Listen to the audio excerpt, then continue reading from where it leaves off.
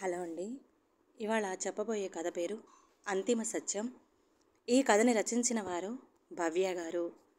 ఇక కథలోకి వెళ్ళిపోతే, చాలా రోజుల తర్వాత తమ కూతురు ఇంటికి రావడంతో పండగ వాతావరణం ఉంది రామారావు ఇంట్లో.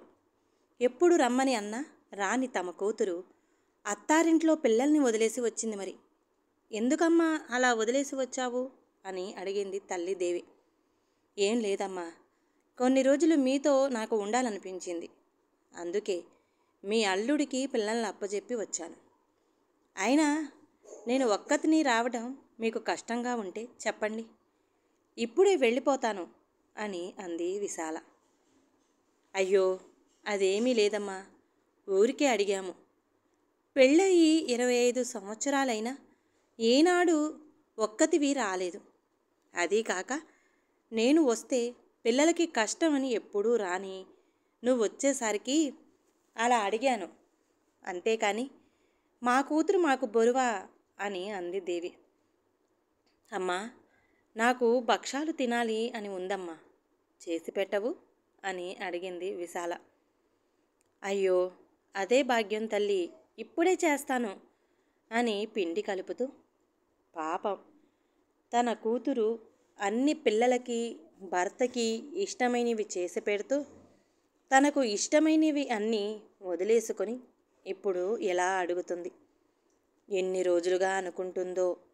అప్పుడెప్పుడో పిల్లలు కడుపులో ఉన్నప్పుడు అడిగింది, అంటే మళ్ళీ ఇప్పుడు అడిగింది అని గబగబా వేడివేడిగా చేసి ఇచ్చింది విశాలకి. అలా తనకిష్టమైనవి అన్నీ అడిగి మరీ చేయించుకొని తిన్నది విశాల. ఇక్కడ విశాల భర్త రామరాజు పిల్లలు విశాల కోసం వెతుకుతూ ఉన్నారు. తన పెళ్ళైనప్పటి నుండి తన మాటకు ఎదురు చెప్పని విశాల మొదటిసారి తనకు ఎదురు తిరిగింది.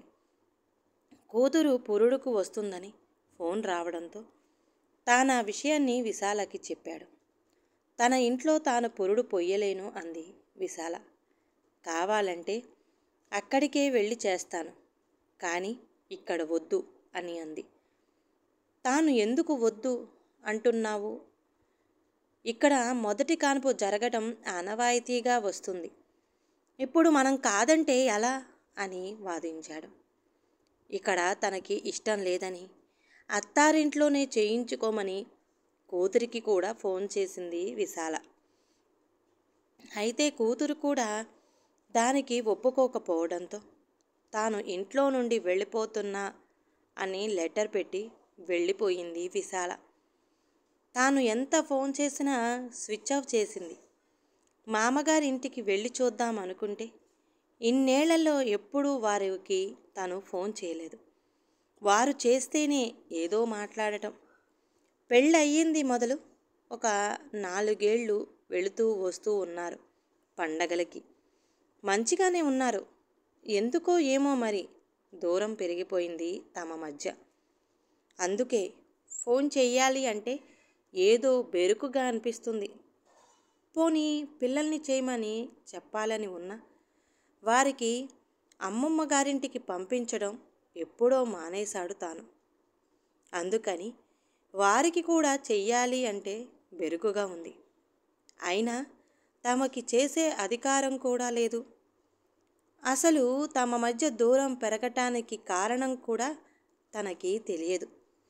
అందుకే ధైర్యం చెయ్యలేకపోయాడు. ఒకవేళ అక్కడికే వెళ్ళి ఉంటే తన ఇష్టం ఉన్నప్పుడు రాని అని ఊరుకున్నారు.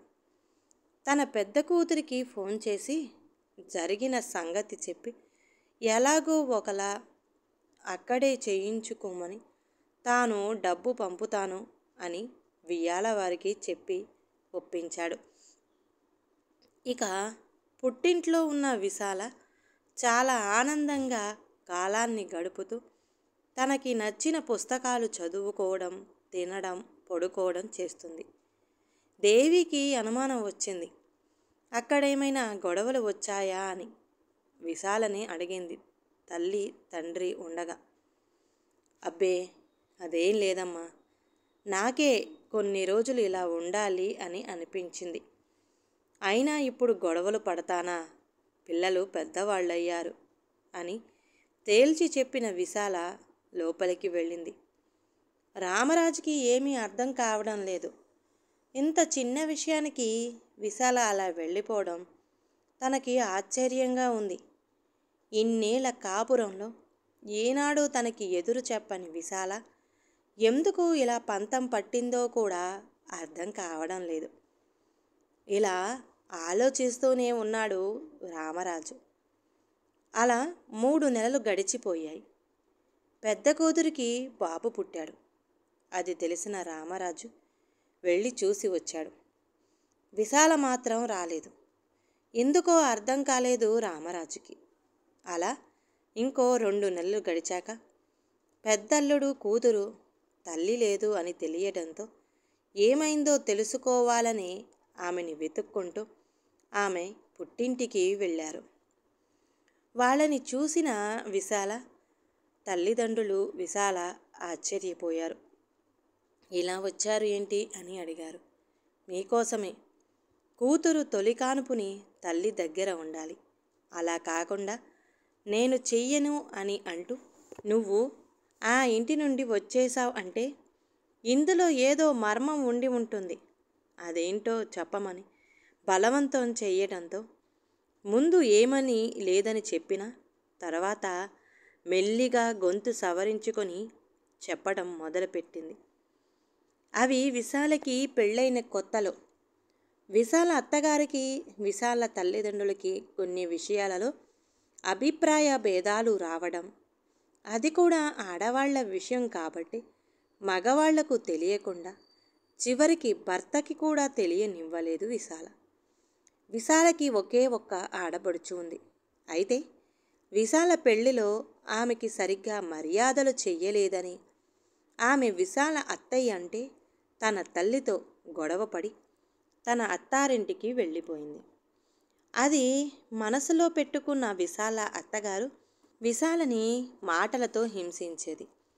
తల్లిగారింట్లో చెప్పనివ్వలేదు.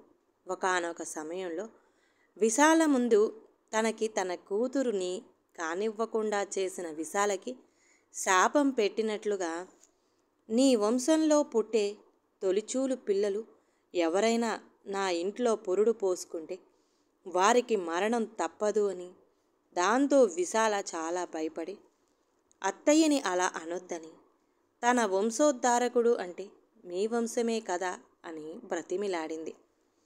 తాను ఒకసారి ఏదైనా అంటే దానికి తిరుగులేదని, నీ కూతురికి ఇది తప్పదు అని చెప్పి కన్ను మూసింది అత్తగారు.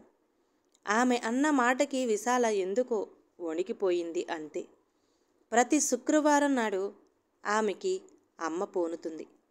అందుకే అత్తగారి శాపం తనకు అంటకూడదు అంటే తన ఇంట్లో పురుడు జరగకూడదు అని విశాల ఎంత చెప్పినా వినకపోవడంతో తాను కనిపించకుండా పోతేనైనా తన కూతురు బాగుంటుంది అని ఇలా వచ్చేసినట్టు చెప్పింది విశాల. ఆమె చెప్పిన అంతిమ సత్యాన్ని విన్న వారందరూ ఆశ్చర్యపోయారు.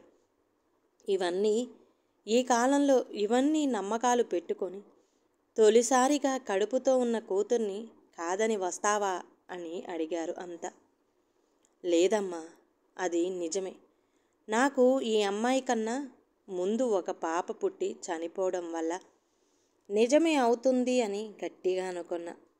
కాబట్టే నా కూతురు ఆ కడుపు కోత భరించడం ఇష్టం లేక ఈ పని చేశాను అని చెప్పి కళ్ళొత్తుకుంది విశాల. ఆమె మంచి మనసుకు కూతురి అత్తమామగారు, భర్త ఈ విషయం తెలిసిన ఏమీ చేయలేని విశాల తల్లిదండ్రులు ఆశ్చర్య పొందారు. కూతురి తొలిబుడ్డ బాగుండాలని, తన మీద నింద వచ్చినా సరేనని అనుకున్న విశాల గొప్పతనం తెలుసుకోలేని భర్త రామరాజు దగ్గరగా వచ్చి, నన్ను క్షమించు విశాల, నీ మనసు తెలుసుకోకుండా నిన్ను నొప్పించాము. ఇక ముందు నువ్వేమి చెప్పినా వింటాం. అయినా మా అమ్మ అలా చేయడం తప్పే అని బాధపడ్డారు అంతా. సరే, జరిగిందేదో జరిగిపోయింది.